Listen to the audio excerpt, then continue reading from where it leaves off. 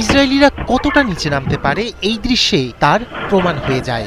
অসহায় ফিলিস্তিনিদের খামারে ঢুকে পালিত ভেড়া চুরি করছে ইসরায়েলি বসতি স্থাপনকারীরা, আর তাদের মদদ দিচ্ছে ইসরায়েলি সেনাবাহিনী।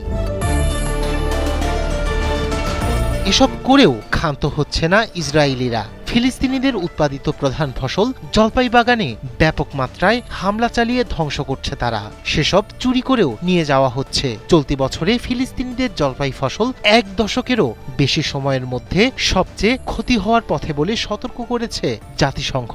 বিশ্লেষকরা বলছেন, ফিলিস্তিনের অর্থনৈতিক মেরুদণ্ড ভেঙে দিতে ভিন্নভাবে দাবার গুটি সাজাচ্ছে নেতানিয়াহু প্রশাসন। ফিলিস্তিনের অধিকৃত পশ্চিম তীরের দক্ষিণে মাসাফার ইয়াত্তার ছোট্ট গ্রাম খাল্লেত আল ডাবা। এক সকালে হঠাৎ গ্রামটির শান্ত পরিবেশ কেঁপে ওঠে ইসরায়েলি বুলডোজার ও অন্যান্য যন্ত্রের শব্দে। সাথে ছিল ইসরায়েলের সেনারা। দলে দলে গ্রামটির বাসিন্দাদের ঘর থেকে বের করে দেয় তারা। শুধু আইডিএফ নয়, ফিলিস্তিনিদের ওপর নানাভাবে আক্রমণের মাত্রা বাড়িয়েছে অধিকৃত পশ্চিম তীর জুড়ে ইসরায়েলি বসতি স্থাপনকারীরা।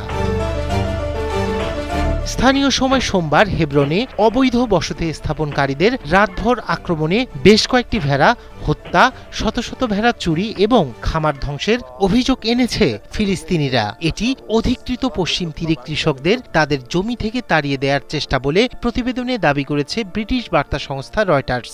জাতিসংঘ চলতি সপ্তাহে জানিয়েছে, ফিলিস্তিনিদের বিরুদ্ধে ইহুদি বসতি স্থাপনকারী এবং নিরাপত্তা বাহিনী তীব্র আক্রমণ চালাচ্ছে।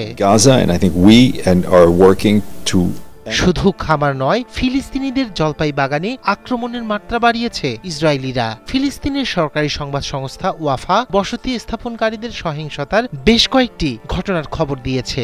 ইসরায়েলি বসতি স্থাপনকারীরা জলপাই ফসল কাটার সময় গুলি চালালে বেথেলহেমের দক্ষিণ পূর্বে আলমানিয়ায় 3 ফিলিস্তিনি কৃষক আহত হয়েছেন। জলপাই ফিলিস্তিনের সবচেয়ে মূল্যবান কৃষি ফসল এবং প্রায় 1 লাখ পরিবারের আয়ের প্রধান উৎস। ফসল ধ্বংস করে বা চুরি করে ফিলিস্তিনি অর্থনীতিকে পঙ্গু করে দেয়াই প্রধান উদ্দেশ্য। বিশেষজ্ঞদের দাবি, ফিলিস্তিনিদের তাদের জমি থেকে চলে যেতে বাধ্য করার দীর্ঘমেয়াদী কৌশলের অংশ হিসেবেই এমন হামলা চলছে, যাতে বসতি স্থাপনকারীরা সেই উর্বর জমি দখল করতে পারে। জলপাই গাছ ফিলিস্তিনিদের কাছে শুধু একটি ফসল নয়, এটি তাদের ঐতিহ্য, পূর্বপুরুষের স্মৃতি ও দৃঢ়তার প্রতীক। রায়হান কবি শুভ্র, ৭১।